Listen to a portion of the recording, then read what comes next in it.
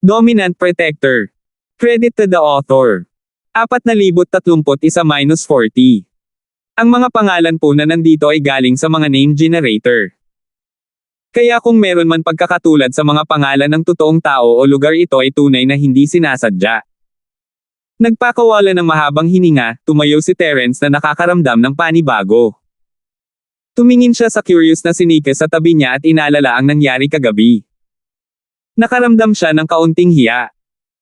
Bagamat hindi malinaw ang kanyang divine sense sa oras na iyon, naaalala pa rin niya ang pangkalahatang sitwasyon. Ang pagpasok sa kwarto ng isang hindi pamilyar na babae at ang unang pagbagsak ng ulo sa kanyang bathtub, at higit sa lahat, nasa kalagitnaan siya ng paliligo. Kung iniisip lang iyon ay nakonsensya na si Terence. Hindi alam ni Terence kung ano ang sasabihin, ngunit ang tunog ng mabibigat na yabag ay nagmula muli sa labas ng pinto.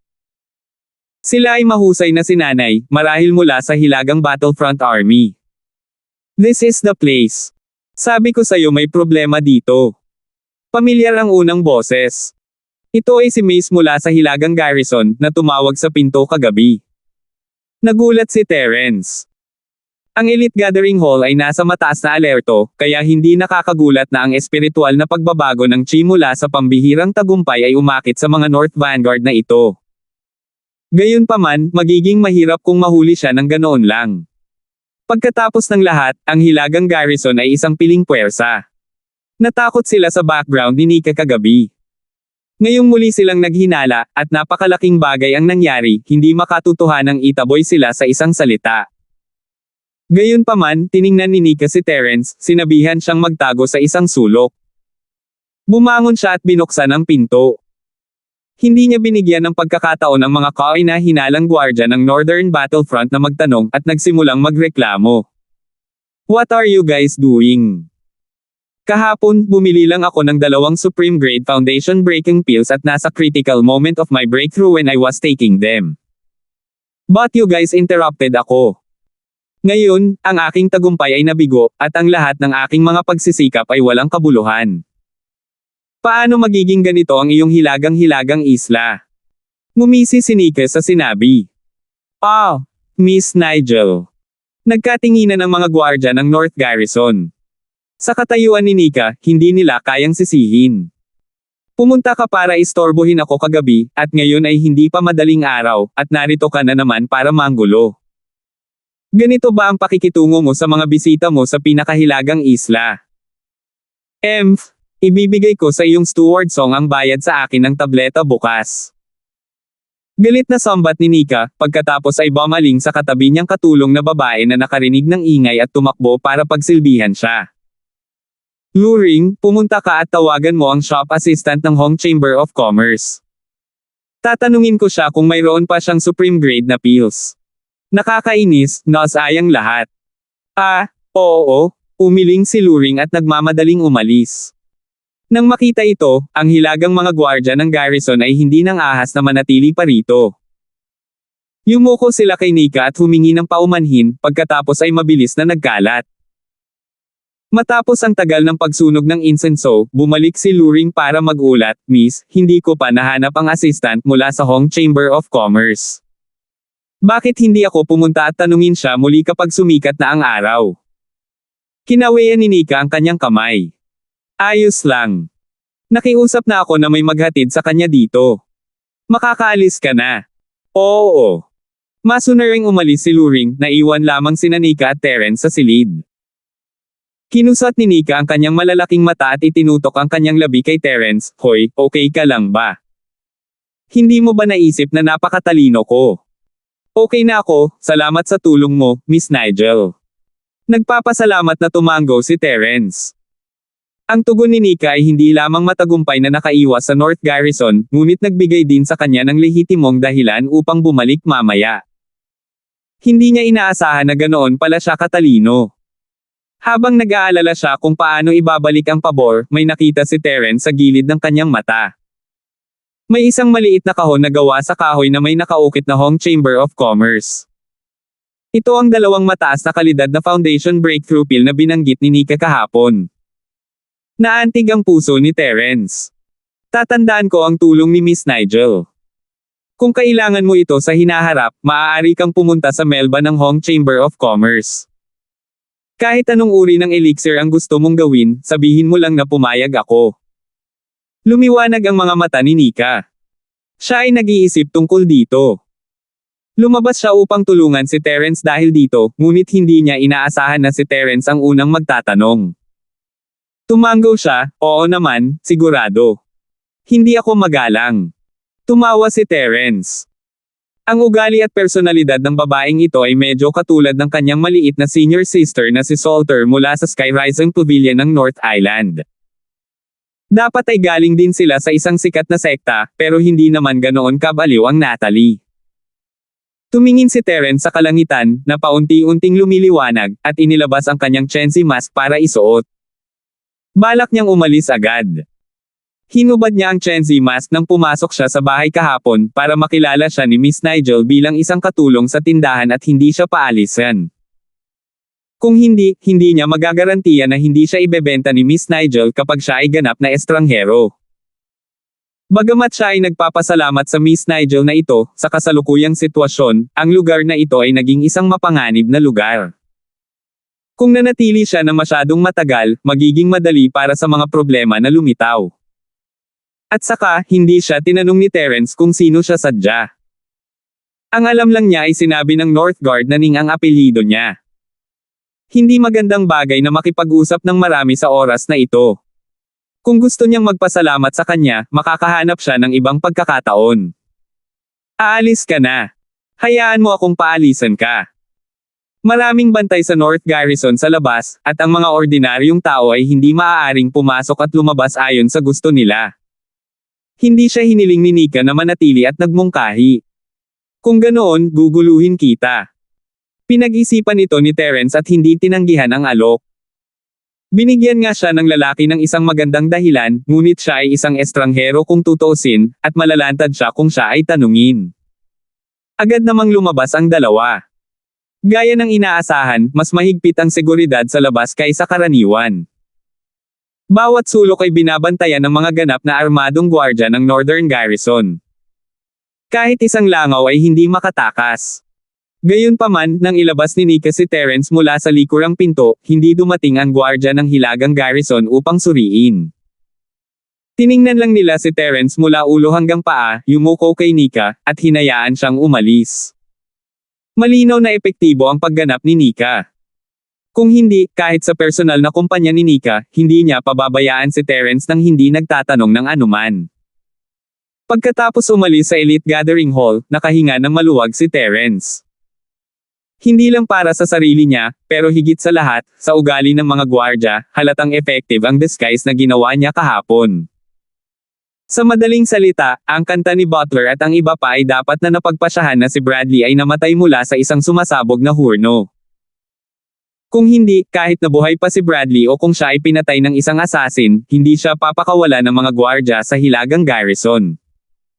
Tiyak na susuriin nila ang lahat ng papasok at labas ng lungsod, kahit na si Miss Nigel. 4,032.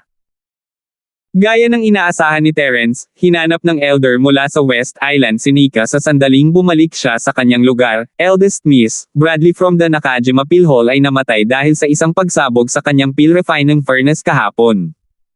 Naapektuhan ka ba, Bradley? Ang napakalaking pagsabog na iyon kahapon, kaya ang pagay ng lalaking ito ang sumabog habang nagpurify ng mga table tasks. Natigilan si Nika at umiling. Hindi, akala ko lindol. Akala ko magiging maayos ito pagkatapos ng isang maliit na lindol. Gayunpaman, sa pribado, hindi mapigilan ni Nika ngunit lihim na hulaan na ang insidente ni Bradley ay maaaring may kaugnayan sa batang assistant ng Hong Chamber of Commerce.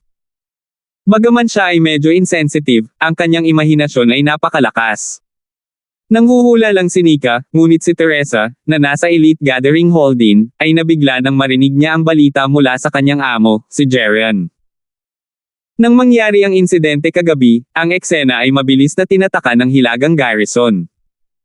Walang paraan si Teresa para malaman ang eksaktong sitwasyon. Buong magdamag siyang nagpaikot-ikot, nag-aalala kung paano niya haharapin si Bradley at kung susundan ba niya si Terence. Gayunpaman, hindi niya inaasahan na mamamatay si Bradley pagkaraan ng isang gabi. At ito ay dahil sa isang pagan na pagsabog sa panahon ng Pilrefinang, siya ay direktang hinaipan sa kamatayan.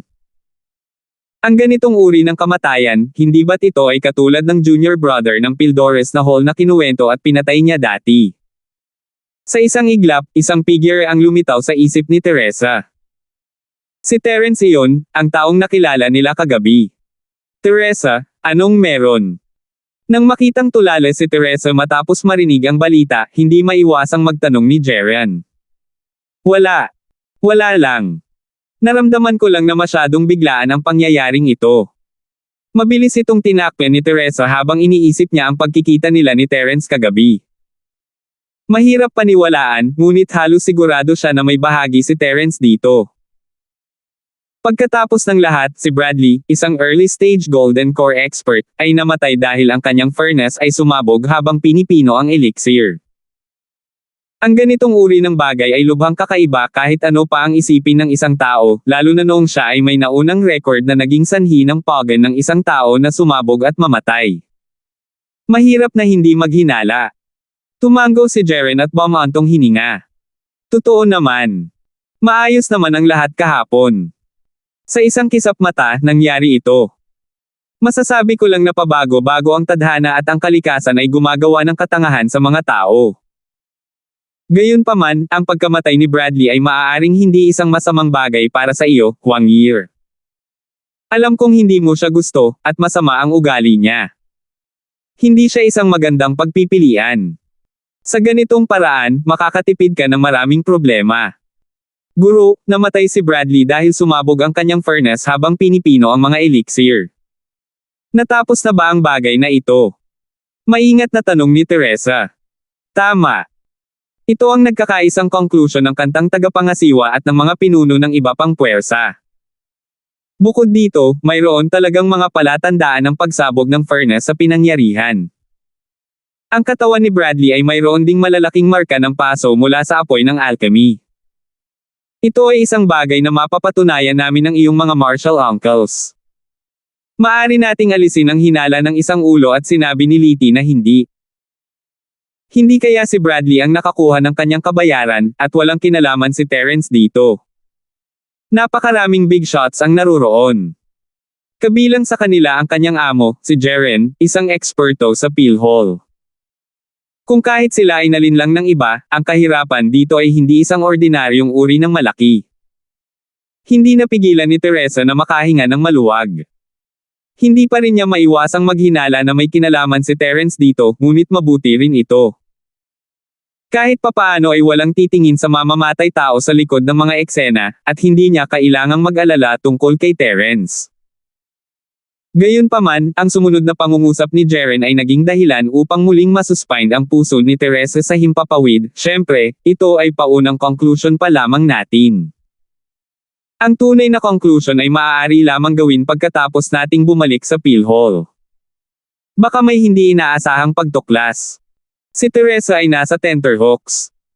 Ang Peel Hall ay isa sa mga nangungunang puwersa sa gitnang isla, at maraming mga masters doon. Kung talagang ginawa ito ni Terence, hindi niya ito may tatago sa napakaraming Panginoon kahit na kaya niyang linlangan ang mga tao sa pinakahilagang isla. Mahihirapan si Terence kung malantad siya. Sige, masyadong biglaan ang pangyayaring ito. Hindi na tayo maaaring magpatuloy sa pagsali sa susunod na auction. Teresa, bilasan mo na mag-impake ng mga gamit mo. Aalis na tayo papuntang Nakajima. Nagmamadaling bili ni Jeren at agad na tumalikod para umalis. Oo. Sagot ni Teresa, nasa Terence pa rin ang kanyang isip.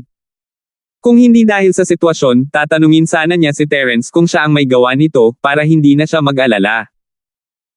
Makalipas ang isang oras, nagtipon ang lahat mula sa Hall of Alchemy sa pangunahing pasukan ng Elite Gathering Hall.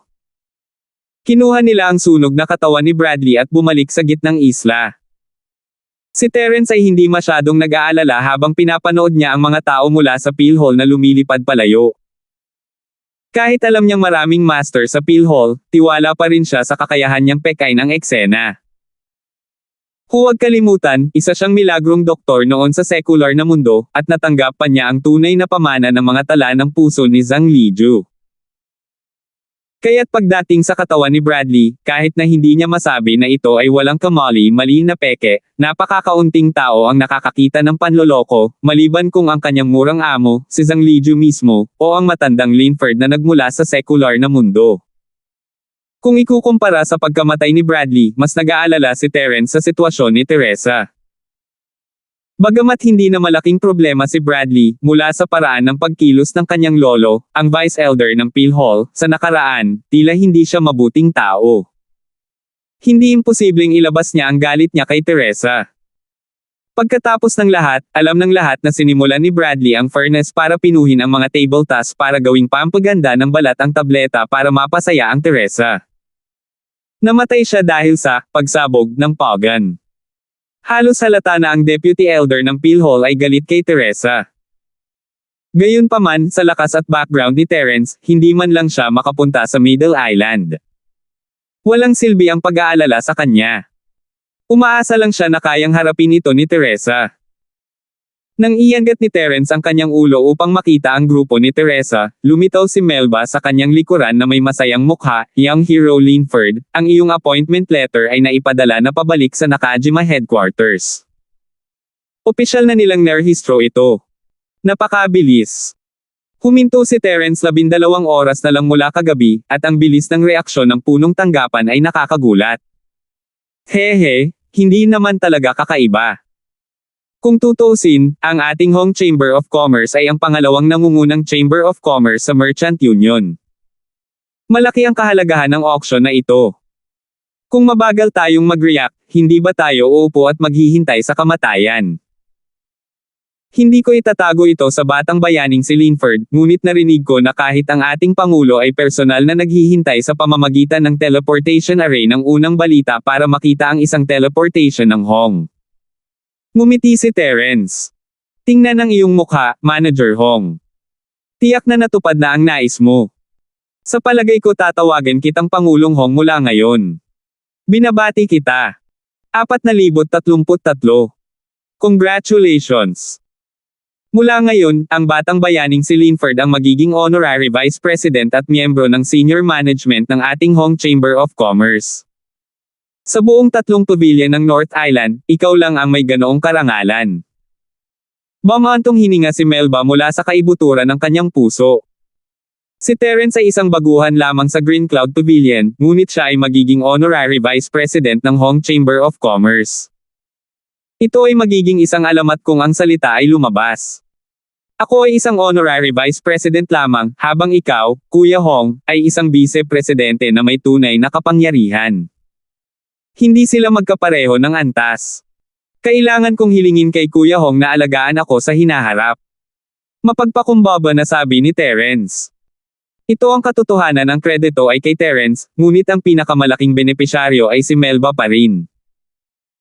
Na-promote siya mula sa North Island Branch Manager hanggang sa Vice President ng Headquarters, sa ibaba lamang ng President at Executive Vice President. Siya ay halos pangatlo sa utos. Ang uri ng bilis ng promosyon ay hindi naiiba sa isang rocket. Sobra ang mga salita ni Hero Linford. Sa nakakagulat na kakayahan ni Hero Linford, huwag na lang ang Vice-Presidente, kahit ako ang maging Presidente, kailangan ko pa ring umasa sa iyo. Umiling si Melba at tumawa, saka bumantong hininga, gayunpaman, times make heroes. Totoo ang kasabihang ito. Ilang dekada na akong nagsusumikap at na-stock sa manager position ng North Island branch. Ngayong nakaranas na ako ng krisis, naging Vice President na ako. Medyo hindi totoo. May isang matandang kasabihan sa sekular na mundo. Ang panganib at benepisyo ay palaging nasa direktang proporsyon. Tumango si Terence. Lahat ng ito ay salamat sa batang bayani na si Linford na nagawa nating makatakas sa oras na ito. Kung hindi, natatakot ako na hindi ko rin mapapanatili ang aking posisyon bilang manager ng sangay. Gusto ko sana ang scapegoat para sa mga taong nasa itaas ko. Hindi ako magkakaroon ng kaluwalhatian na mayroon ako ngayon. Sabi ni Melba na may matagal na takot. Walang mga espada o kutsilyo sa mundo ng negosyo, ngunit ang mga panganib ay higit pa doon. Hindi napigilan ni Melba ang pagpawisan nang maisip niya ang biglaang panganib. Mapalad na kasama niya si Terence. Habang nag-uusap sila, nagsimula na ang bagong araw ng auction. Agad na iminungkahi ni Melba, bagamat natapos na ang misyon, ang 4 na isla auction ay isang pambihirang pagkakataon. Kung wala kang anumang pagtutol, maaari tayong manatili sa pinakahilagang isla na ito ng 2 pang araw. Kung may makita kang maganda sa daan, maaari kang magtanong at tiyak na bibilhin kita para sa iyo. Ito rin ay isang paraan upang maipahayag ang aking pasasalamat. Hindi ka dapat tumanggi. Nang makita kung gaano sinsero ang lalaki, natural na ayaw siyang tanggihan ni Terence. Tumanggo siya, sige, magpapasalamat muna ako kay Kuya Hong. Gusto ko rin makita kung ano ang magagandang bagay doon. Sa pagkakataong ito, masyadong malaki ang pabor. Kung hindi niya hihilingin kay Melba na bayaran siya ng pribado, natatakot siyang baka masama ang pakiramdam ng kabilang partido. Hindi magandang bagay para sa ganoong mga damdamin na maipon sa mahabang panahon. Bukod dito, hindi ito angkop para sa isang pangmatagalang kooperasyon sa hinaharap. Baka hayaan na lang niya itong gumawa ng paraan para maibsan ang nararamdaman niya. Pagkatapos ng lahat, si Melba ay hindi mukhang may-ari ng kakulangan ng espiritual na Jade. Bagamat ang sukat ng auction ngayon ay bahagyang mas mababa kumpara sa kahapon, ang mga kakaibang bagay ay mas malaki, na nagbukas lamang ng mga mata ng mga tao. Marami sa mga item ay napakahalaga na kahit ang mga profesional na appraiser na naruroon ay hindi makapagbigay ng tamang paliwanag. Malabo lang nilang masasabi na ang mga bagay na ito ay pambihira at kailangan nilang tuklasin para sa kanilang mga partikular na gamit. Si Terence ay palaging interesado sa mga bagong bagay na tulad nito kahit na hindi niya maisip ito sa kanyang sarili, mayroon pa ring isang bagay na maaaring nabuhay ng libu-libo o 10,000 taon sa espasyo ng Jade. May maiisip man lang siya, at baka makakuha pa siya ng Star Inkstone kung hindi siya mag-iingat. Gayunpaman, hindi lang si Terence ang interesado sa mga kakaibang bagay na ito, ang iba ay naghahanap din ng bargain, lalo na ang grupo ni Andrew. Sa malawak na pagbabasa ni Joel, ang kanilang kakayahang kunin ang isang bargain ay malayo sa kung ano ang maihahambing ng mga ordinaryong tao. Habang abala si Terence sa auction, bumalik na si Teresa sa Nakajima kasama ang mga tao mula sa Peel Hall at katawan ni Bradley. Matapos marinig ang balita ng pagkamatay ni Bradley, ang karaniwang tahimik na Hall of Alchemy ay nagkakagulo. Ang lolo ni Bradley, si Dojin Zing, ang Vice Hall Master ng Hall of Alchemy, ay halos himatayan sa lugar. Si Bradley ang nag-iisang Golden Core Stage Master sa henerasyon ng kanyang apo. Isa rin siyang alchemist na may walang limitasyong potensyal. Siya ay palaging may mataas na pag-asa para sa kanya at sinanay bilang kanyang kahalili. Ngayon, kakapunta lang niya sa pinakahilagang isla at bumalik na parang sunog na bangkay. Paano niya ito matatanggap? Sino ang gumawa nito? Ang 4 na salitang ito ay lumabas sa paos na boses ni Dojian. Ito ay tulad ng isang dagindong mula sa impyerno, na nagpapanginig sa lahat ng Pildores na mga disipulo ng hall na naruroon. Maliban sa mga in-name na disipulo ni Zhang Liju, lahat ng iba ay nanginginig sa takot sa ilalim ng agresibong tingin ni Dojian. Sa huli, isa sa mga elder na nanguna sa koponan sa pinakahilagang isla ay walang pagpipilian kundi ang tumayo at magpaliwanag, Vice Hall Master, ang pagkamatay niyang Master Zing ay hindi sanhi ng homicide, ngunit dahil ang kanyang pagan ay hindi sinasadyang sumabog habang siya ay nagpino ng mga table task kagabi. Isang pagan na pagsabog. Malamig na tumingin sa kanya si Dojian at galit na sinabi, si Bradley ay isang marangal na 4th grade alchemist at master ng Golden Core Stage.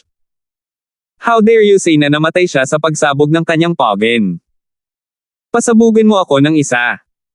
Sa sobrang takot ng matanda ay umiwas siya ng leeg at hindi makapagsalita.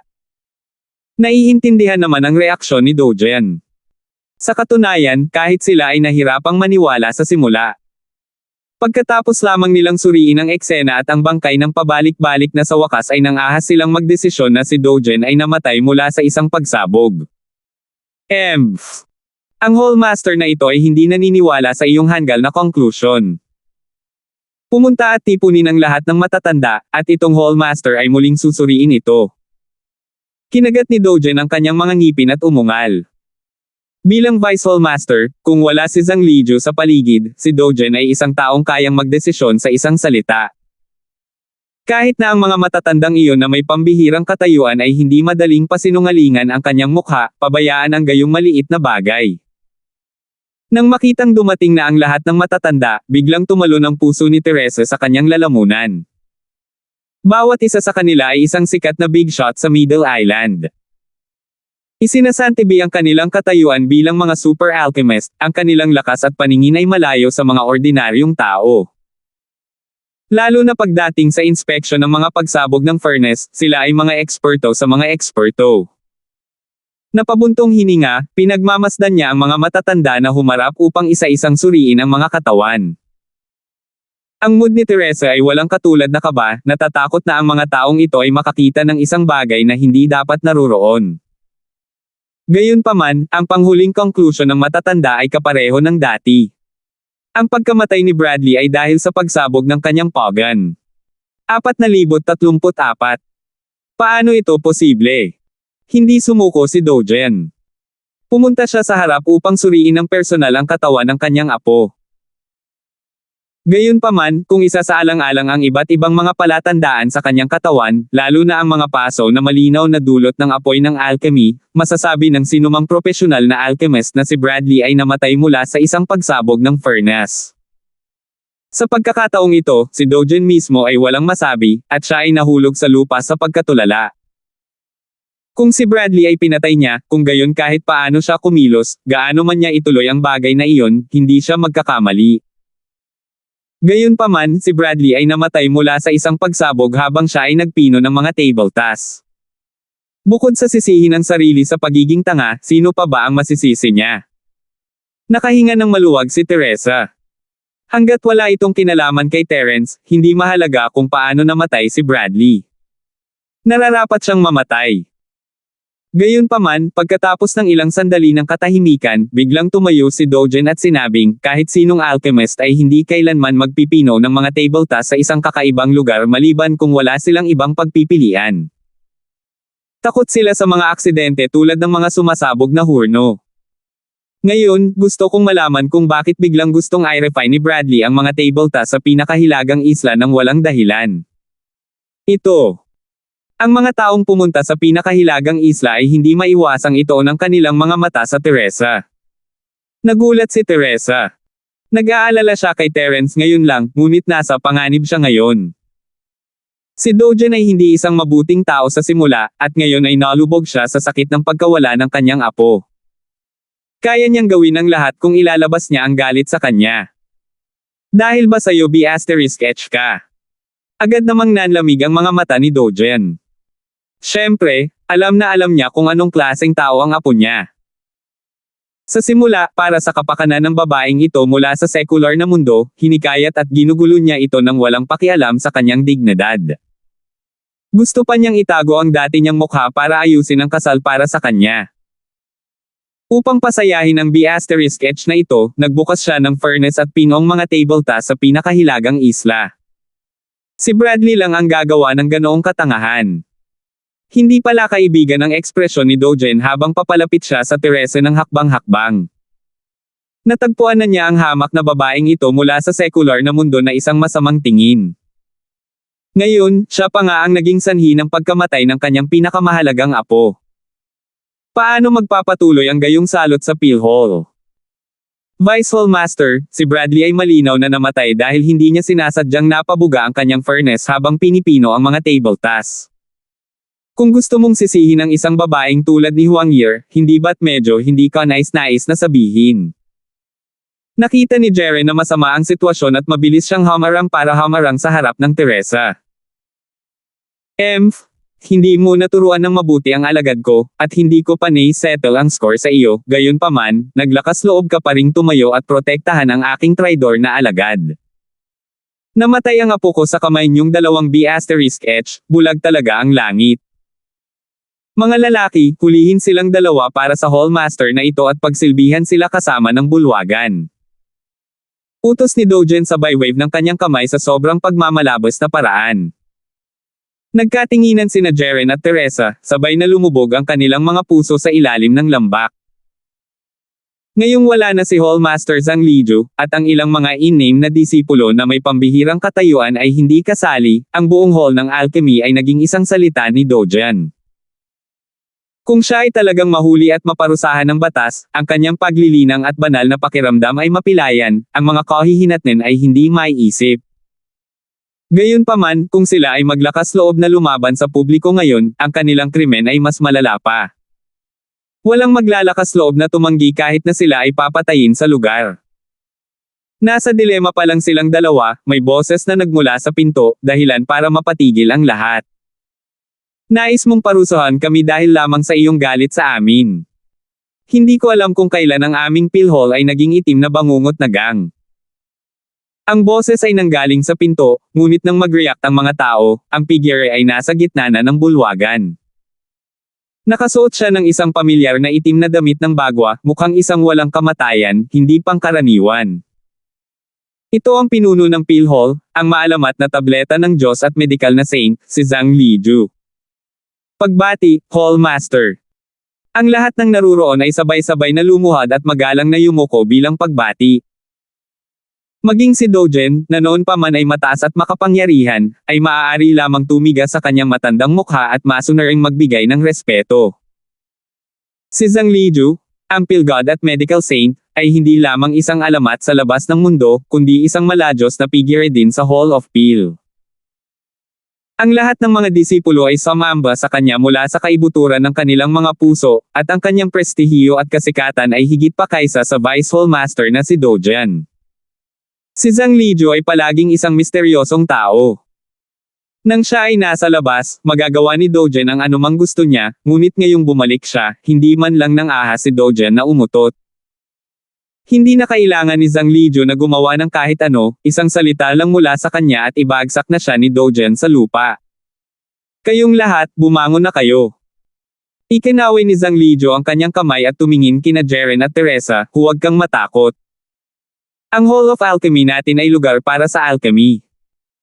Hanggat hindi mo ipagkakanulo ang iyong mga masters o sisirain ang iyong mga ninuno, walang maglalakas loob na gumawa ng anuman sa iyo. Tuwang-tuwa sina Jeren at Teresa. Tumango sila at sinabing, oo, salamat sa pagpapakita ng awa, Hallmaster. Kinagat ni Dojan ang kanyang mga ngipin sa galit, ngunit wala siyang magawa. Kahit na magkaroon siya ng 10 beses na lakas ng loob, hindi siya maglalakas loob na pabulaanan ang mga salita ni Zhang Liju sa publiko.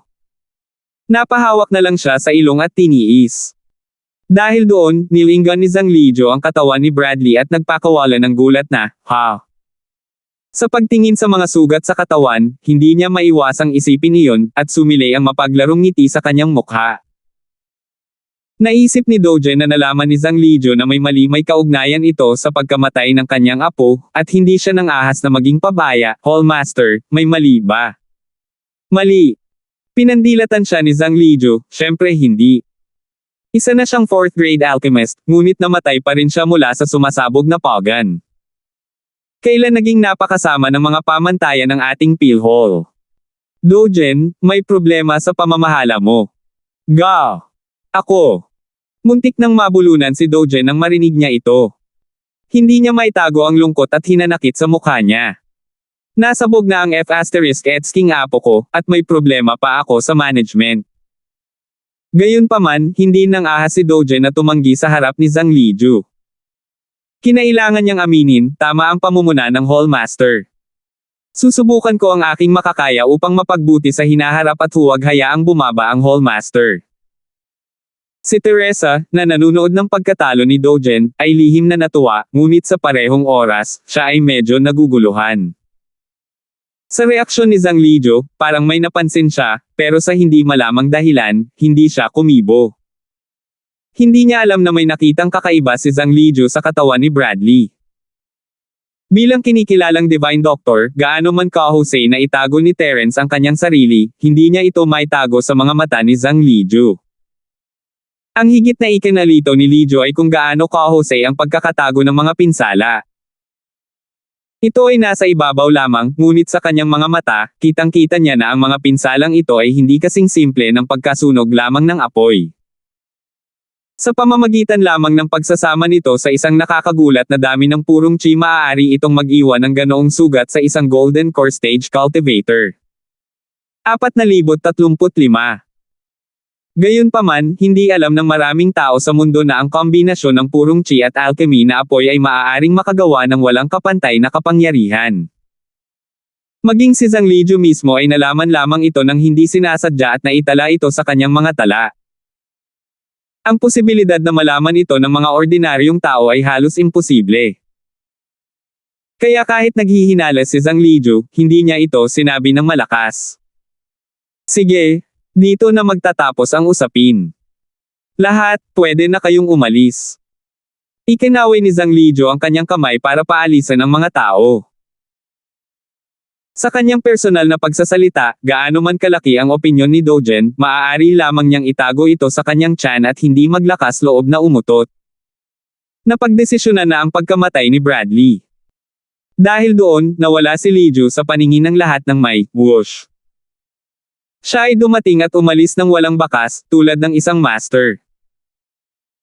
Ayon sa kanyang nakagawiang estilo, pagkatapos mawala sa pagkakataong ito, malamang na muli siyang maglakbay sa buong mundo. Sino ang nakakaalam kung kailan siya muling lilito sa harap ng lahat? Gayunpaman, kahit na ang Divine Dragon ni Zhang Lijiu ay wala kahit saan, walang nang ahas na suwian siya dahil iniwan na niya ang mga salitang ito sa harap ng lahat. Kahit na naisip ni Dogen na magpanggap na sumunod, tiyak na wala siyang lakas ng loob na gawin iyon. Pinandilatan ni Dogen sina Jeren at Teresa na may puot sa kanyang mga mata. Mabangis niyang sinabi, sige, dahil ang guro sa bulwagan ay nagsalita at pinawalang sala ang inyong dalawa sa inyong mga kasalanan, hindi ko na ituloy ang bagay na ito. Gayunpaman, si Teresa at ang aking apo, si Bradley, ay engaged. Kahit wala na siya ngayon, mahalaga pa rin ang engagement. Gusto kong magdaos ng kasal sa mundo para sa kanila. Pagkasabi niya noon ay natigilan ang lahat ng naruroon. Ang tinatawag na engagement ay talagang si Bradley lang ang nang-aabala kay Teresa para makuha si Dogen na ayusin ang kasal para sa kanila. Hanggang ngayon, one-sided verbal announcement lang ito. Walang aktwal na seremonya na ginanap sa lahat. Paano nila makukuha ang pisngi upang sabihin na maaaring makipag-ugnay na?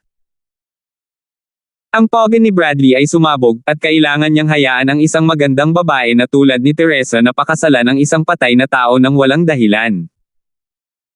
Kakaalis lang ni Zhang Lijiu, at si Dogen ay naglakas loob na kumilos ng walang prinsipyo. Hindi ba siya masyadong nagmamakaawa? Hindi, ito ang panghabang buhay na kaligayahan ni Huang Yi. Huwag masyadong lumayo, Vice Hall Master. Mabilis na tumayo si Jeren at pinigilan siya.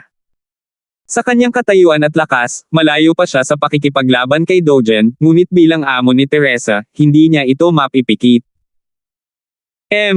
May karapatan ka bang magsalita dito? Bakit hindi ka naliligaw sa gilid? Ang mga mata ni Dogen ay kumislap na may bakas ng kalupitan.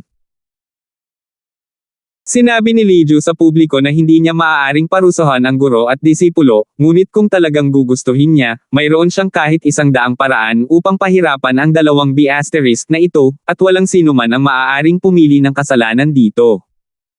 Gusto pa ring magpumilit ni Jeren. Gayunpaman, sa sandaling ito, si Teresa, na nasa likuran niya, ay marahang hinayla ang kanyang manggas.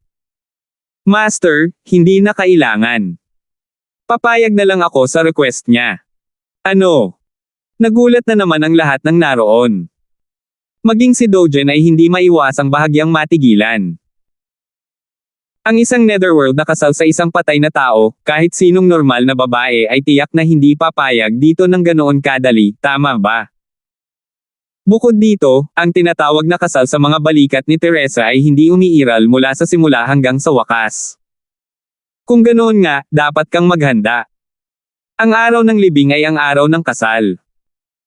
Ayon sa kagustuhan ng Hallmaster, dapat kang ilibing ng buhay kasama si Bradley para samahan siya. Gayunpaman, upang hindi magkamali ang Hallmaster, hahayaan kitang mabuhay para bantayan ang kanyang libing. Binigyan ni Dogen ng matalim na tingin si Teresa. Tahimik na tumango si Teresa.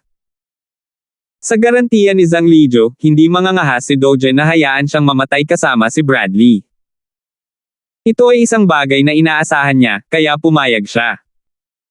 Ang pakasalan ng isang patay na tao sa kasaganaan ng kanyang buhay ay isang lubhang kalunos-lunos na bagay sa sinuman, lalo na noong si Teresa ay isang pilhol na disipulo na may magandang kinabukasan.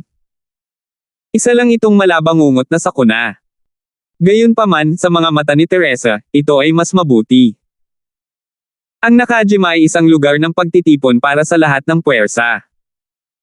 Natural na maraming mayayamang young master tulad ni Bradley. Gaya nga ng kasabihan, femme fatale. Sa kagandahan ni Teresa, madali para sa kanya na malagay sa gulo. Kahit na namatay si Bradley, magkakaroon ng pangalawa at pangatlo sa hinaharap. Ngunit ngayon, na may titulong balo at impluwensya ni Dogen, walang maglalakas loob na habulin at guluhin si Teresa sa hinaharap. Tsaka halatang-halata na ang sitwasyon kanina. Kung tumanggi sila, makakahanap si Dogen ng mas masamang paraan para harapin sila, kaya maaaring pumayag si Teresa. Tungkol naman sa tinatawag na engagement na ito, kapag malakas na siya sa hinaharap, madali niyang maputol ito sa isang salita. Katulad ni Zhang Lijo, sino ang maglalakas loob na tumanggi sa kanyang mga salita? Sa makatuwid, ang tanging magagawa niya ngayon ay ang magtiis, maglinang, at maghintay ng matiyagang dumating ang araw na iyon. Sa wakas ay natapos na ang pagkamatay ni Bradley. Dahil sa pananahimik ni Zhang Lijo, nakatakas si Terence, na malayo sa pinakahilagang isla. Gayunpaman, mayroon siyang bagong problema ngayon. Hindi lang niya inalis si Bradley, ngunit binawi rin niya ang 10-piece forging set. Naging matagumpay ang paglalakbay ni Terence sa North Island, ngunit kung saan may mga tao, magkakaroon ng martial arts. Kung saan mayroong martial arts, magkakaroon ng mga salungatan at pagpatay, lalo na sa oras na ito, kapag narito si Andrew at ang iba pa. Sa susunod na ilang araw ng auction, malaki ang natamo ni Terence sa ilalim ng mapagbigay na sponsorship ni Melba. Nakakuha siya ng ilang magkakasunod na kayamanan. Hindi niya masabi kung para saan ang mga ito, pero at least sigurado siya na hindi inutil ang mga gamit na ito. Maaari silang magningning sa hinaharap kapag dumating ang tamang pagkakataon. Ano man ang gusto ni Terence, gusto rin ni Joel mula sa grupo ni Andrew. Sa kasamaang palad, ang kanilang kayamanan ay hindi kapantay ng super mayaman ni Terence na si Melba.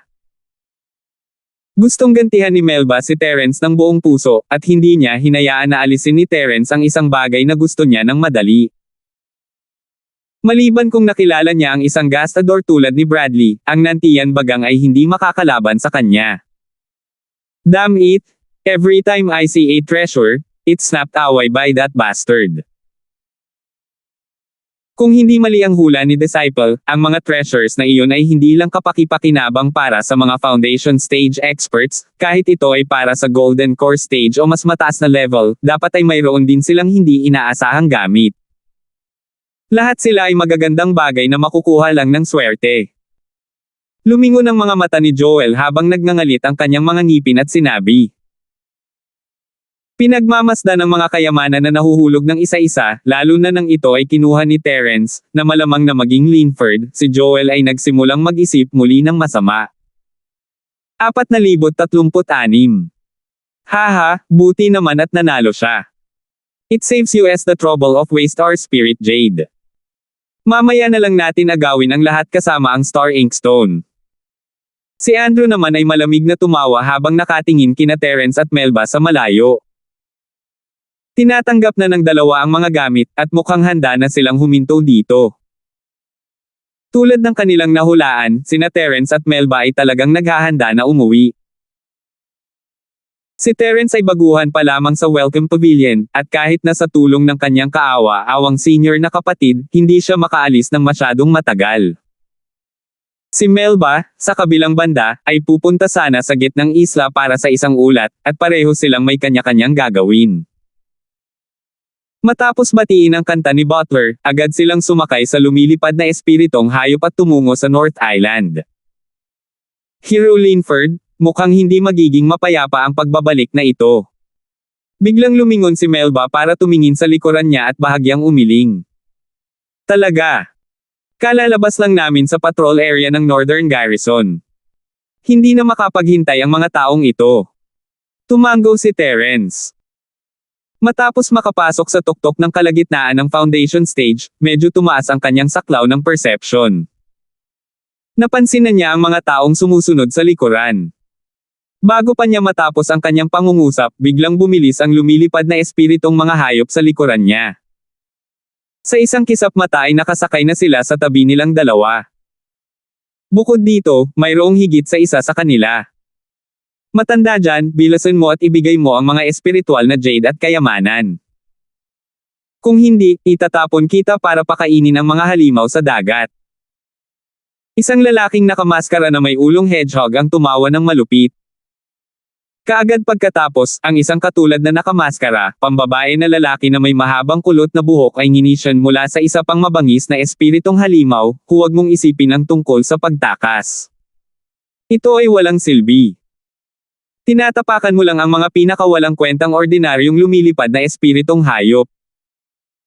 Isang hanggal ang pangarap na makatakas sa mga mabangis na ibon sa ilalim ng ating mga paa. Kaya, ipinapayo ko sa iyo na maging mas mataktika. Kung makikipagtulungan ka, masisiguro kung pera mo lang ang kukunin ko at hindi buhay mo. Nagkatinginan sina Terence at Melba at hindi napigil ang tumawa. Mayroong 4 hanggang 5 tao na nakatayo sa bawat isa sa dalawang halimaw, at hindi sila mahina na sa huling stage ng foundation.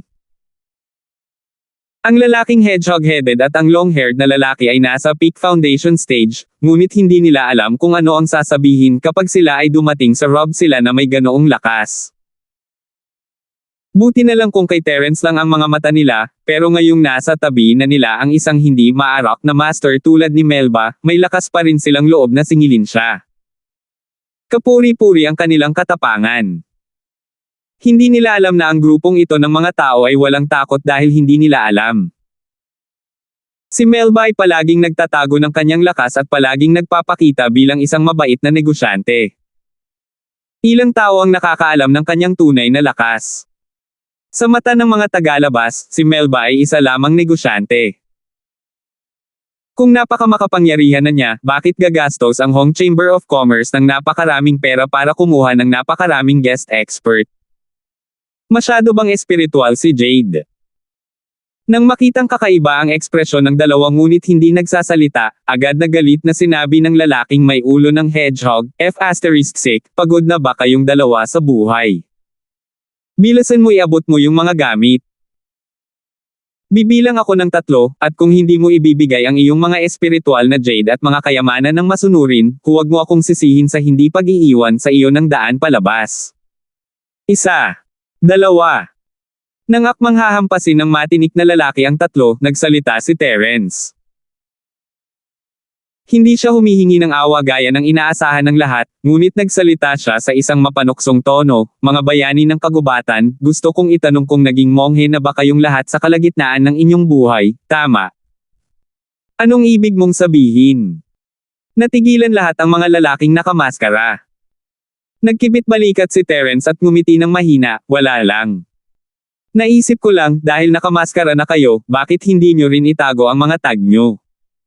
Hindi ba unprofessional? Ga! Nagulat ang mga lalaking nakamaskara at nagmamadaling bumaba sa gulat. Sa wakas, nakatuon ang kanilang mga mata sa lalaking may ulong hedgehog. Nakasuot siya ng dilaw na waist token na may nakaukit na salitang, wantong, na siyang simbolo ng wantong convention. Sa ilalim ng mapagbantay na mga mata ng lahat, kahit na may takip ang mukha, makikita ang kakulaitan ng lalaking may ulong hedgehog. Pulang-pula ang mukha niya hanggang tenga. Anong clown? Nang makita ito, umiling si Melba nang walang imak. Hindi karapat-dapat sa kanyang atensyon ang kakaunting tao sa kanyang harapan. Natural na tinutukoy niya ang all-access grand meeting. Bagamat si Melba ang tinutumbok ng alyansa, bilang isang negosyante, kailangan niyang palihim na purihin ang matagal ng binalak na masamang plano. Ngunit ngayon, malinaw na natalo na siya, ngunit kailangan pa rin niyang gumamit ng isang pandaraya at mababang antas na panlilinlang tulad ng pagpapadala sa mga tao sa Rob the Road, na hinamak ng iba. Kahit na magpadala ka ng isang tao sa Rob the Road, dapat ka man lang magpadala ng mas makapangyarihan.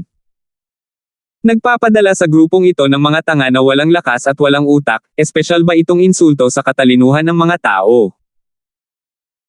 Palibhasa'y pinagmamasdan ng kanyang mga nasasakupan, lalo na ng lalaking may mahabang buhok sa kabilang banda, ang ulo ng hedgehog ay agad na nagalit.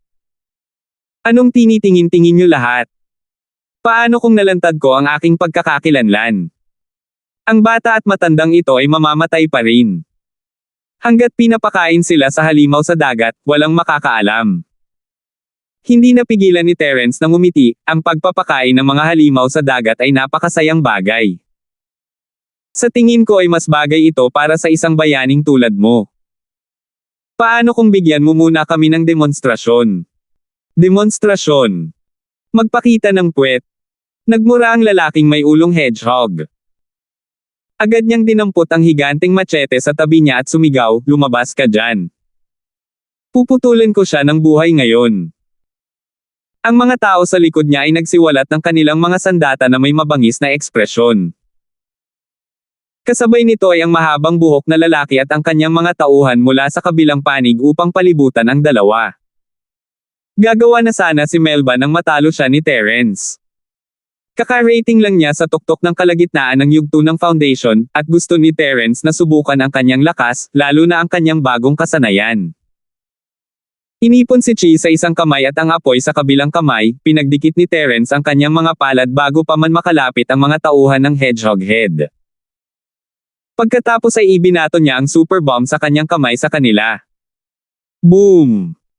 Sa isang malakas na pagsabog, isang malaking alon ang biglang tumaas sa kalmadong dagat.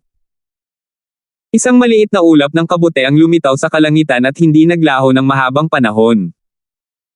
Natigilan ang mahabang buhok at ang mga tauhan nito sa nakakagimbal na eksena.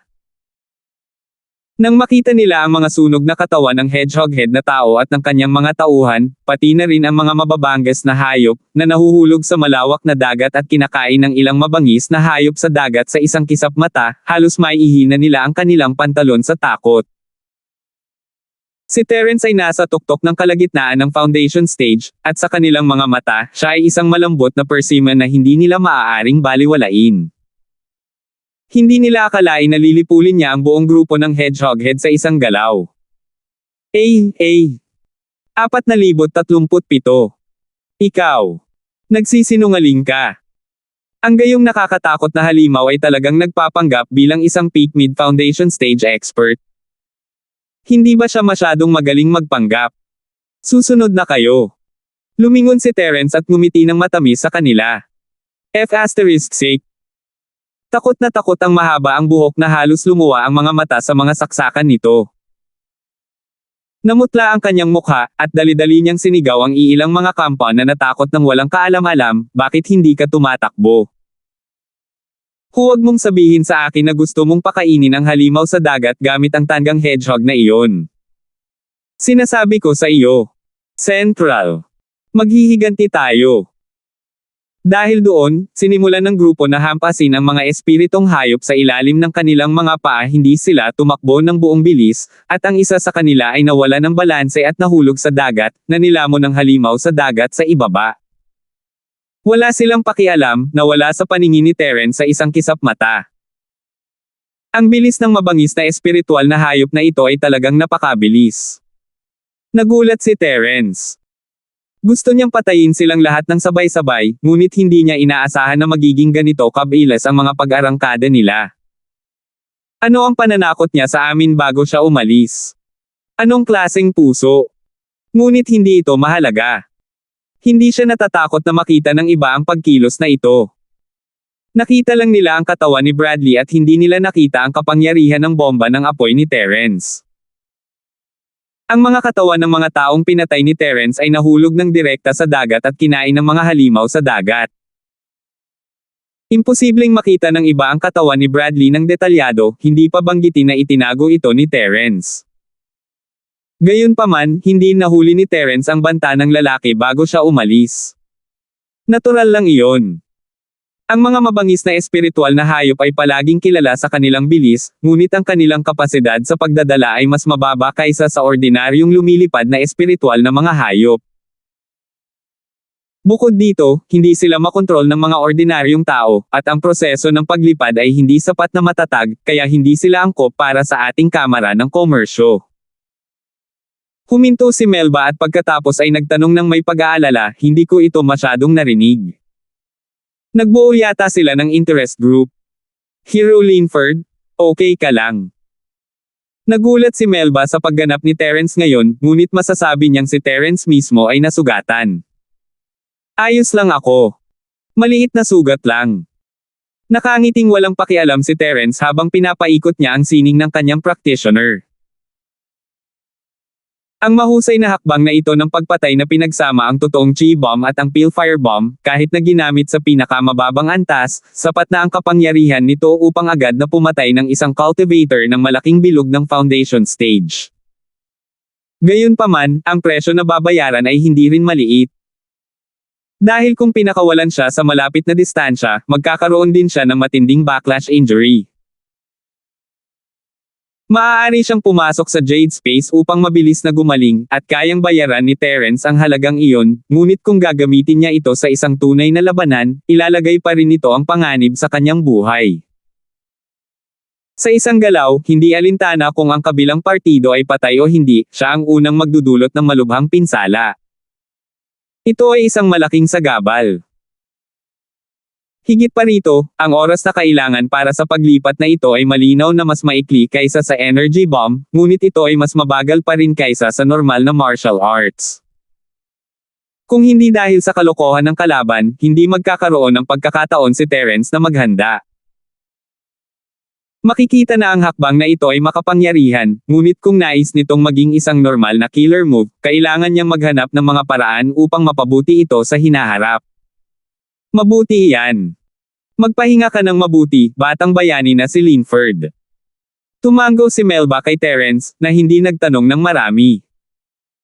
Mula sa nakakagulat na hakbang ni Terence ngayon, madaling mahulaan ni Melba na si Terence ang malamang na responsable sa pagkamatay ni Bradley. Gayunpaman, ayaw niyang magtanong. Kung gusto ni Terence na sabihin sa kanya, gagawin niya.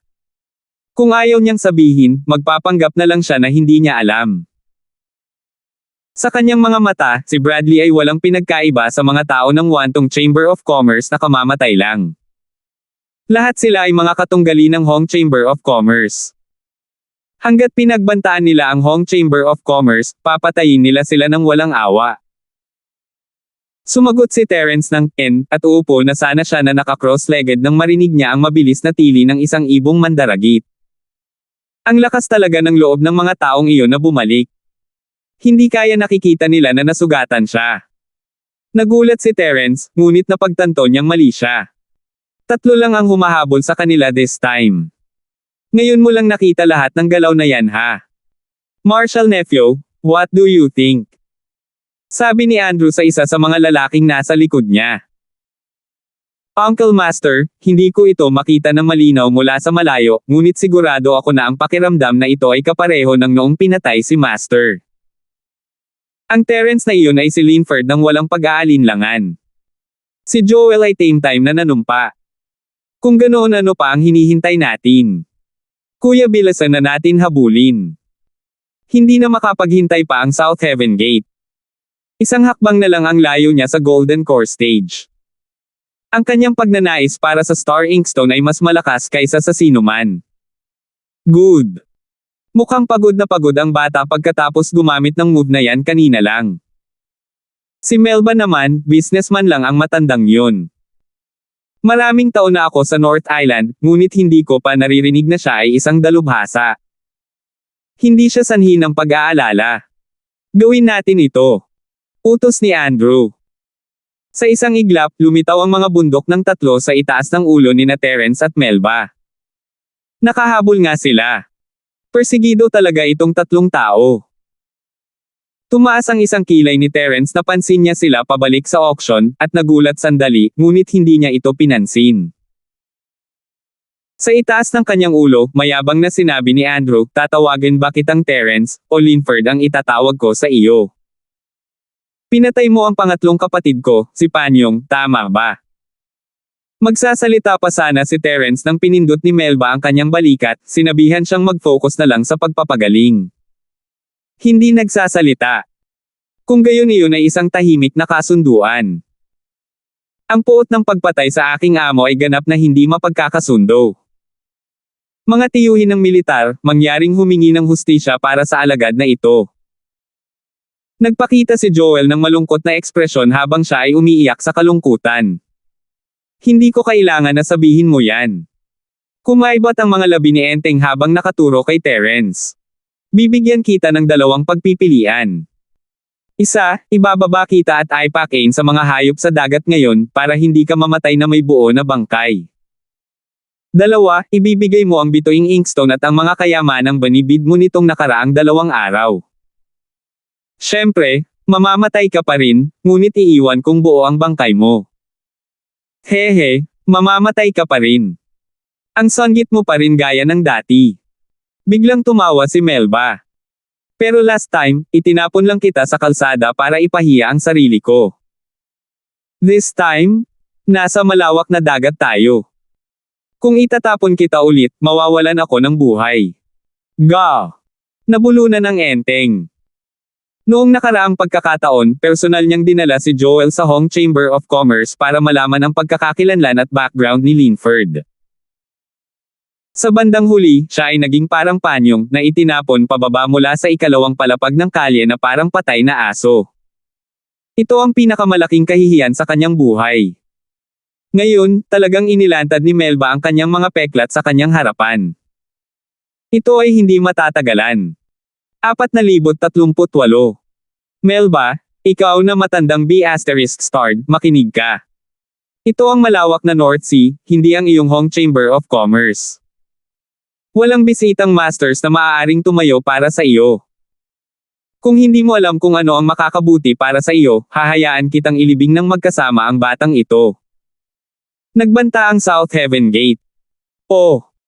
Sa sinasabi mo, kung tatayo ang matandang ito at walang ginagawa, hahayaan mo akong mabuhay. Gulat na sabi ni Melba. Tama, hinahanap namin ang batang ito. Puro kami naghihiganti para sa aming pangatlong kapatid. Wala kaming balak na labanan ang Hong Chamber of Commerce. Siyempre, may kondisyon dito. Tindero Hong, mas mabuting huwag kang lumabas at hamarang. Tutal wala namang mata ang mga kamao at binti. Kung hindi mo sinasadyang masaktan siya, Andrew ang pagkakataong ito. Sa pagkakataong ito, walang magagawa. Hindi sila natakot na sabihin ni Melba sa iba na naghihiganti siya para kay Panyong. Ito ay puro salungatan sa pugilistic na mundo, at kahit na ang mga nakatataas sa 3 pavilion ay hindi nakikialam. Gayunpaman, hindi magandang bagay para kay Andrew at sa dalawa pa kung papatayin nila si Melba upang itago ang balita. Si Melba ay isang mahalagang figure ng Hong Chamber of Commerce. Kahit na ginawa nila ito ng palihim, makakahanap pa rin ng ilang mga pahiwatig ang Hong Chamber of Commerce. Sa oras na iyon, kailangan nilang pasanin ang mga kahihinatnan. Kaya ganyan. Parang lahat kayo ay medyo mataktika. Malinaw na nagkaroon kayo ng pagkakataon na samantalahin ang matandang ito, ngunit napanatili mo pa rin ang pagpipigil sa sarili. Karapat-dapat kang papuri. Hindi nagmamadaling sabi ni Melba at saka iniba ang topic, sayang naman at masyado ka pa ring tanga. Ano ang sinabi mo? Agad na nagdilim ang mukha ni Andrew, habang ang Southern Heavenly Gate at Joel ay mayroon ding hindi magandang ekspresyon. I said, you're all too stupid. Akala mo talaga tatabi ako at wala akong gagawin sa usapin ni Hero Linford. Kung hindi ta ngayon ano? Hindi mo maisip ang relasyon sa pagitan ko at Hero Linford. Matagal na tayong magkakilala. Mapanukso na tumawa si Melba. Kumurap si Terence, hindi niya lubos na nauunawaan ang ibig sabihin ng huling bahagi. Matagal na. May sinusubukan ba siyang patunayan kay Andrew? Matanda, hinahanap mo si kamatayan. Ang ekspresyon ng Southern Skygate ay naging lubhang mabangis, ngunit may bakas din ng hindi maipaliwanag na kaginhawaan. Kung hindi dahil sa takot sa impluwensya ng Hong Chamber of Commerce, pinutol na sana niya si Melba sa 8 piraso para ilabas ang puot sa kanyang puso. Sa orihinal, wala siyang pagkakataong ito dahil hindi siya pinapayagan ni Andrew na gawin iyon. Ngunit ngayon na si Melba ay naghahanap ng kanyang sariling kamatayan at hindi mapigilan kahit na gusto niya, hindi niya masisi ang sinuman. Manager Hong, sasabihin ko ulit sa iyo. Ayokong makipagkaaway sa Hong Chamber of Commerce, at wala akong balak na patayin ka. Huwag kang magpasalamat. Sigurado akong narinig mo na lagi akong naiinip. Ang pagpatay sa isang tao sa malawak na dagat na ito ay isang maliit na bagay lamang. Ang mukha ni Andrew ay kasing itim ng tubig. Natural na narinig ko ang tungkol sa 3 bayani ng pamilyang Nolan, ngunit hindi mo ba naiisip na sobra kang kumpiyansa kung sa tingin mo ay maaari mo akong takutin ng ganito? Medyo naging mapagnilay-nilay ang ekspresyon ni Melba. Mukhang nililigawan mo talaga si kamatayan. Saka hindi kita pipigilan. Die in peace, old thing. Biglang tumayo si Andrew, ang kanyang katawan ay naglalabas ng nakakatakot na aura. Kahit na ang mabangis na espiritong hayop sa ilalim ng kanyang mga paa ay nanginginig at halos hindi mapanatili ang posture nito. Gayunpaman, ang mas mahinang flying spirit beast ay hindi nag-react sa ilalim ng mga paa ni Terence at Melba, na parang ang aura ni Andrew ay hindi naapektuhan. Nakakamatay na kamao ng Overlord. Ang figure ni Andrew ay parang isang ligaw na demonyong Diyos. Isang simpleng suntok ang ibinato, ngunit nagdala ito ng sobrang dominanteng aura. Maging ang ibabaw ng dagat na ilang daang talampakan sa ibaba ay umaalon-alon. Nasa likod niya sina Enteng at Joel, nakatingin kina Hongxiang at Terence na parang mga patay na tao. Si Andrew ay isang matigas na karakter kahit na sa Golden Core Stage Masters. Si Melba ay isang mahinang matandang lalaki, at ang lakas ni Terence ay masyadong mahina para sa kanya upang makayanan ang kahit isang tama. Ang kailangan lang nilang bigyan ng pansin ngayon ay huwag hayaang direktang mahulog sa dagat ang 2 taong ito. Pagkatapos ng lahat, hindi pa rin nila nakuha ang kanilang mga kamay sa Star Inkstone at sa iba pang pambihirang mga kayamanan. Kung pinatay nila ang mga taong ito at napalampas ang mga kayamanan, kung gayon ito ay isang malaking biro. Gayunpaman, sa pagharap sa pamatay na hakbang ni Andrew, parehong nanatiling kalmado sina Terence at Melba. Naka-crossleg pa rin si Terence, nagpapagaling sa kanyang mga sugat, habang hindi man lang inilagay ni Melba ang kanyang kalaban sa kanyang mga mata. Habang ang nakamamatay na kamao ng Overlord ay malapit nang umabot sa kanyang ulo, sa wakas ay iniunat ni Melba ang kanyang kamay ng tamad at hinampas ito na para bang hinahampas niya ang isang langaw. Pagkatapos, biglang lumitaw ang isang higanteng golden palm sa tabi ni Andrew at pinalipad siya. Ha! Parehong natulala sina Enteng at Joel. Bilang master ng entablado ng Jindan, hindi lamang nabigo si Andrew na patayin ang kabilang partido, ngunit pinalipad din ang palad ni Melba. Ito ay masyadong mahiwaga ng isang turn ng mga kaganapan, tama. Sa kabutihang palad, naghahanda silang 2 na mangisda sa mga katawan ni Melba at Terence, at sa wakas ay nakarating na rin sila. Nahuli nila si Andrew bago siya nahulog sa dagat. Kung hindi, gaano man kalakas si Andrew, magiging pain lang siya kapag nahulog siya sa dagat. Walang pangalawang posibilidad. Matapos matisod at mahuli ni Enteng at Joel, si Andrew ay natakot sa palad kanina lang. Matagal bago siya bumalik sa kanyang katinoan. Nang muli niyang tingnan si Melba, ang kanyang ekspresyon ay naging isang hindi pa nagagawang takot. Tungkol naman sa Enteng at Joel, para silang nakakita ng multo. Maging si Andrew ay pinalipad sa pamamagitan ng isang hampas ng palad. Kung sila, hindi ba sila masasample sa kalokohan nila? Siya ay malinaw na mga ngalakal lamang. Paano nagkaroon ng kagulat-gulat na lakas ang mukhang ordinaryong matandang ito? Nakikitang may relasyon ang tiyuhin mo sa Hong Chamber of Commerce ko, hindi ka papatayin ng matandang ito sa pagkakataong ito. Gayunpaman, kung may susunod pa, at maglakas loob kang tumalon sa harap ng matandang ito, mas mabuting handa kang mamatay. Ang kalmadong ekspresyon ni Melba ay biglang sumilay na may bakas ng pagpatay na layunin na nagpalundag sa puso ng mga tao. Bago ito, medyo nag-aalala pa rin siya sa background ni Andrew. Ngunit ngayon, bilang vice-presidente ng Chamber of Commerce ng pamilyang Hong, siya, si Melba, ay itinuturing na isang makapangyarihang figure kahit na sa gitnang isla kung saan nagtipon ang lahat ng malalaking pagbaril. Siya ay karaniwang nasa parehong antas ni Dogen, kaya hindi na kailangang matakot.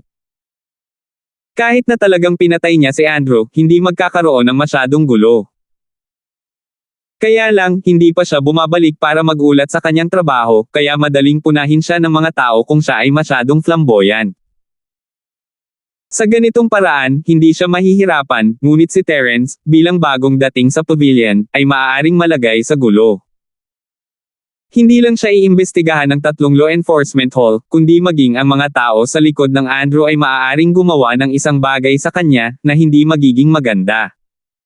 4,039. Si Andrew ay natakot na, at ang Southern Heavenly Gate at si Joel ay walang lakas ng loob na harapin ang gayong hindi maarok na bell, kaya tumango na lamang sila ng mahina. Bakit hindi ka naliligaw? Nanliit ang mga mata ni Melba, at ang mabangis na espiritong hayop sa ilalim ng paanan ni Andrew at ng dalawa pa ay agad na naging isang takot na ibon, na ikinapakpak ng buong lakas ang mga pakpak nito at mabilis na tumakas. Kuya Hong, maraming salamat dito. Dahan daw ang iminulat ni Terence ang kanyang mga mata. Wala lang. Maliit na bagay lang. Gayunpaman, ang mga taong ito ay hindi madaling pakitunguhan. Bagamat dapat silang maging mas pinigilan kapag bumalik sila sa North Island, mas mabuti para sa batang bayani na si Linford na maging mas mapagbantay. Paalala ni Melba. Salamat sa paalala. Ngumiti si Terence. Sa kanyang kasalukuyang lakas, hindi niya kayang harapin ang mga masters tulad ni Andrew, ngunit ito ay higit pa sa sapat upang protektahan ang kanyang sarili. May trump card pa siya sa phone niya. Sa kabilang panig, pagkatapos ng isang oras na pagtakbo, sa wakas ay nakahinga ng maluwag ang tatlo at huminahon matapos iwanan sina Terence at Melba ilang daang milya. Wala sa kanilang tatlo ang nag-expect ng ganoong kahihinatnan. Inakala nila na sa presensya ni Andrew, madali at masaya nilang madakip siya. Gayunpaman, talagang sinipa nila ang gayong nakakagulat na platong bakal. Joel! Biglang mahinang nagsalita si Andrew. Sa pagkakataong ito, hindi masyadong malubha ang kanyang mga pinsala, ngunit ang susi ay dumanas siya ng sobrang psikolohikal na suntok. Ang pagbagsak mula sa mga ulap hanggang sa alikabok ay wala. Oo, Tito Master. Si Joel ay nagmamadaling hinaila ang sarili at humakbang pasulong. Tumingin si Andrew kay Joel at biglang itinaas ang kanyang kamay para sampilan siya sa mukha. Natigilan si Joel at muntik nang mahulog sa likod ng mabangis na ibon na espiritong hayop. Kinailangan niyang kunin ang saddle para iligtas ang kanyang buhay. Sa sobrang kahirapan, nagawa niyang umakyat pabalik sa likod ng spirit beast. Bago pa makatayo ng matatag si Joel, agad siyang binigyan ni Andrew ng isa pang sampal. Agad na namula ang mukha ni Joel sa napakabilis na bilis. Nang makita na si Andrew ay gagawa ng isa pang hakbang, si Joel ay natakot na sa kanyang talino. Mabilis siyang lumuhad at yumuko, humihingi ng awa, pinakamatanda na tita guro, mali ang disipulong ito, mali talaga ang disipulong ito. Nakikiusap ako sa pinakamatandang tita master na iligtas ang disipulong ito sa pagkakataong ito. Then tell me, saan ka nagkamali? Walang ekspresyong sabi ni Andrew. Nabulunan si Joel. Isinusumpa niya sa kanyang puso na hinayaan niya si Andrew na sumipa ng bakal na plato. Gayunpaman, kung sinabi niya ito ng malakas, hindi ito naiiba sa panliligaw kay kamatayan. Kung tama ang pagkakaalala ko, sinabi mo na si Terence ay Linford.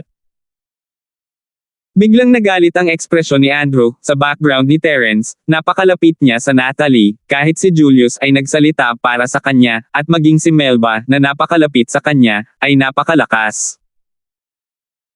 Ito ay isang piraso ng cake para sa kanya upang patayin kayong mga lalaki, maaari lamang niyang hilingin kay Melba na tulungan siya, bakit kailangan pa niyang magpanggap bilang si Linford.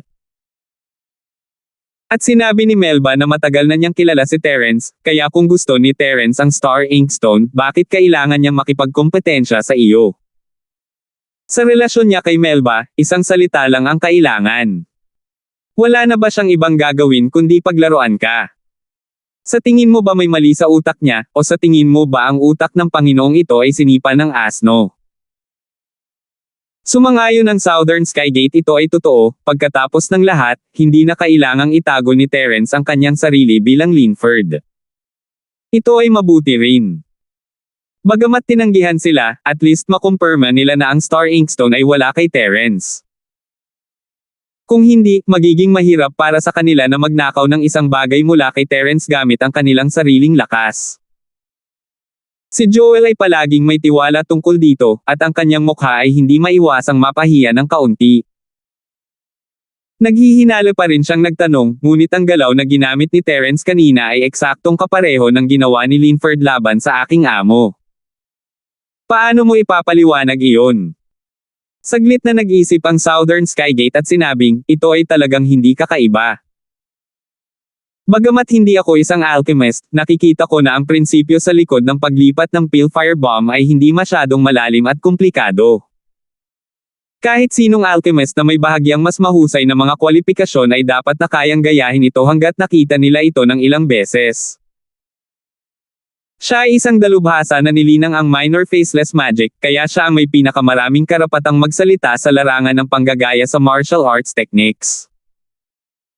Kung siya ay isang alchemist at maaaring lumikha ng alchemy fire, matagal na niyang natutunan ang alchemy fire bombs. Medyo nabulunan si Joel, ngunit hindi pa rin siya sumuko. Hindi niya maiwasang mag-quick dahil ang pangalan ni Terence ay Terence, kung gayon ay maaaring kapatid niya si Linford. Tulad ng kung paano ka tinawag na Andrew at ang aking amo ay Panyong. Pakiramdam ko ang hugis at aura ng katawan ni Terence ay katulad ni Linford. Nawala ang mga bola ng iyong ina. Kung patuloy mong pinag-uusapan ang tungkol sa mga walang silbi na bagay, ibababa ka ng Panginoon na ito ngayon. Naiinip na sabi ni Andrew. Kung hindi dahil sa matingkad na mga mata ni Joel, personal niyang haharapin ang manggugulo na ito. Sa sobrang takot ni Joel ay pinaliit niya ang kanyang leeg, at ginamit ang isang kamay upang protektahan ang kanyang nasusunog na pisngi. Hindi siya naglakas loob na gumawa ng tunog. Ang dakilang martial uncle na ito ay sikat sa pagiging mapagpasyahan sa pagpatay. Kung talagang pinasaya niya siya, mawawalan talaga siya ng buhay. Sa hitsura nito ngayon, si Terence ay hindi si Linford, at ito ay sigurado.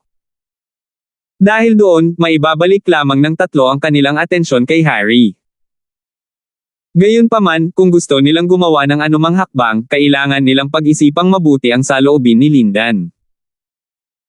Hindi nila alam na sa loob ng ilang araw na nasa pinakahilagang isla ay matagal nang nagkagulo ang tatlong pavilion sa hilagang isla. Ang balita ng pagkawala ni Linden ay nalaman na ngayon ng lahat. Pinag-uusapan ng lahat ang bagay na ito sa kanilang libreng oras. Si Linden ay isa sa mga nangungunang young master sa tumataas na Sky Pavilion, lalo na dahil siya ang pinakamatandang kapatid na lalaki ng manager ng tumataas na Sky Pavilion. Sa mata ng lahat, siya ay isang figure na may magandang kinabukasan. Noong nakaraan, nag-host pa siya ng piging sa kaarawan ni Miss Salter at ipinakita ang kanyang mukha sa harap ng maraming big shot. Gayunpaman, walang sino man ang inaasahan na ang isang kilalang tao ay mawawala ng walang dahilan.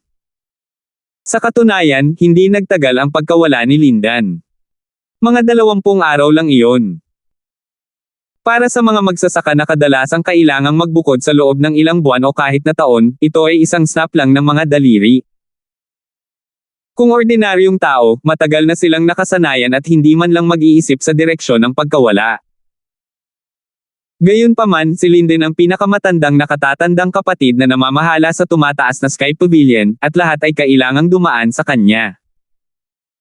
Kung hindi siya nagpakita ng higit sa 20 araw, magiging seryoso ang usaping ito. Ang mas nakakabahala ay ang ginagawa ni Lindan. Ngayon, kahit ang sarili niyang lolo, si Leandro, ay hindi alam. Noong nakaraan, para makuha ang pabor ni Leandro, iuulat niya ang lahat. Pero ngayon, mahigit 20 araw na siyang hindi nagpakita, ni isang mensahe man lang. Masasabing abnormal lang siya. 4,040. Napakahalaga ng bagay na iyon. Sa ilalim ng bagyo sa lungsod, sa wakas ay inutusan ng mga nakatataas ng 3 pavilion ng law enforcement hall na makialam sa investigasyon. Ipinadala nila ang lahat ng kanilang mga elite, at nagkaroon ng pag-unlad sa loob lamang ng isang araw. Ang huling beses na nagpakita si Linden sa publiko ay noong siya ang nag-host ng birthday banquet. Ang huling taong nakilala niya ay si Natalie. Ang isa sa kanila ay isa sa mga nangungunang young master sa tumataas na Sky Pavilion, habang ang isa ay ang numero 1 binibini ng tumataas na Sky Pavilion. Ang dalawang taong ito ay hindi mga taong kayang hawakan ng mga ordinaryong tao. Sa huli, kinailangan ni Julius na lumabas at personal silang tanungin. Walang intensyon si Truett na makialam sa usaping ito. Pinayagan niya si Natalie na dalhin ang maliit na curly bear sa law enforcement hall ng mag-isa. Gayunpaman, nang dumating si Natalie sa law enforcement hall, isang pangungusap lang ang sinabi niya, na ikinagulat ng lahat ng naroroon. Noong araw na iyon sa birthday party, gusto akong halayin ni Linden sa ilalim ng impluwensya ng alak. Pero buti na lang at nakainom din ang aking munting bay at nailigtas ako pagkatapos niyang lasing. Ang mga nakatataas sa law enforcement hall ay napatulala sa isang nakakagulat na kwento sa loob. Ibinuko nila ang kanilang mga bibig at hindi makapag-react ng matagal. Si Julius lang ang walang reaksyon. Direkta niyang sinabi, kung ganoon, dapat na sinubukan ni Linden na halayin siya at pagkatapos ay tumakas upang maiwasan ang parusa. Parang ganito. Matagal na nag-react ang mga tao sa law enforcement hall dahil sa gulat. Ang bawat isa sa kanila ay nag-echo na may kakaibang ekspresyon. Ipadala ang warrant of arrest, arestuhin si Linden. Walang ekspresyong sinabi ni Julius. Pagkalabas pa lang ng warrant of arrest, nagkagulo hindi lang ang 3 pavilion, kundi ang buong North Island. Mayroong lahat ng uri ng mga haka-haka tungkol sa pagkawala ni Linden, ngunit walang nakaisip sa direksyong iyon. Ginahasa ng nangungunang young master ng tumataas na Sky Pavilion ang numero 1 binibini ng tumataas na Sky Pavilion. Ito ay isang piraso ng nagbabagang balita na isang beses lamang nangyari sa loob ng ilang daang taon. Nang marinig ang balitang ito, labis na nagalit si Leandro na malapit nang sumabog ang kanyang baga. Ito ay dahil din sa hindi niya alam na ang ibabang bahagi ng kanyang apo ay napunasan na ng isang maliit na curly bear ka. Kung hindi, malamang ay nahimatay siya sa lugar. Si Linden, itong apo niya, ang pangunahing tauhan na sinanay niya para maging kahalili ng pamilya Shu. Sa pangyayaring ito, kahit na makabalik siya ng ligtas at maayos sa hinaharap, masisira ang kanyang reputasyon. Hallmaster Gray, walang kabuluhan ang mga salita ni Natalie. Hindi sa banggitin na ang aking Chongyear ay hindi kailanman gagawa ng isang hanggal na bagay, kahit na talagang uminom siya ng sobra at nawala ng malay, ano ang magagawa ng isang curly bear lang para pigilan siya? Hindi ka ba masyadong arbitrary sa direktang paglalabas ng warrant of arrest nang walang sinasabi? Sabi ni Leandro na may mapupulang mukha. Itinaas ni Julius ang kanyang ulo at tumingin sa kanya. Hindi siya nagpakita ng anumang paggalang sa makapangyarihang elder na ito ng Elders Guild. Walang pakialam niyang sinabi, kailan pa naging pagkakataon ni Elder Shu na tanungin kung paano ginagawa ng law enforcement hall ang mga bagay. Isang pangungusap ang nagpatahimik kay Leandro ng mahabang panahon. Alam niyang hindi binibili ni Julius ang mga salita ng sinuman. Ito ang kapangyarihang ibinigay sa kanya ng North Island Master. Gayunpaman, hindi niya akalain na hindi siya bibigyan ng mukha ni Julius. Kung wala, bakit siya tumakbo? Kapag naaresto si Linden, natural na mabubunyag ang katotohanan. Elder Shu, mas mabuting pag-isipan mo kung paano mo ito ipapaliwanag kay Pavilion Master Salter. Napamura si Julius sa kanyang bibig at umalis kaagad, iniwan si Leandro na tulala. Hindi pa banggitin kung gaano kagulo ang labas ng mundo, si Linden ay nasa isang lihim na silid sa lahat ng ito, ganap na nakatutok sa paglinang ng Chrysanthemum Arts na naiwan ng misteryosong lalaki. Nang si Linden ay abala sa kanyang paglilinang, isang opisyal na dokumento ang biglang ibinato sa kanyang harapan. Sa isang sulyap lang, si Linden ay labis na nagulat na ang kanyang mukha ay namutla. Ito ang warrant of arrest na inilabas ng law enforcement hall. Paano? Paano nangyari ito? Biglang naramdaman ni Linden na dumilim ang mundo. Malaki na ang epekto ng pagiging eunuch ng maliit na curly bear. Ngayon, hindi lamang siya hindi naging lalaki, ngunit hindi rin niya nagawang maging young master ng tumataas na Sky Pavilion. Kapangyarihan at lakas ang huling bagay na nagpanatiling buhay sa kanya. Kung hindi man lang niya makamit ang ambisyong ito, ano pa ang silbi ng buhay? Sa pagtingin sa malungkot na ekspresyon ni Linden, biglang sinabi ng misteryosong lalaki, lakas ang pinakamahalagang bagay. Ang lahat ng iba ay panandaliang ulap lamang. Kung mayroon kang lakas, maaari mong sabihin na ikaw ay may kasalanan at wala kang kasalanan. Walang sino man sa North Island ang maglalakas loob na ituro ka.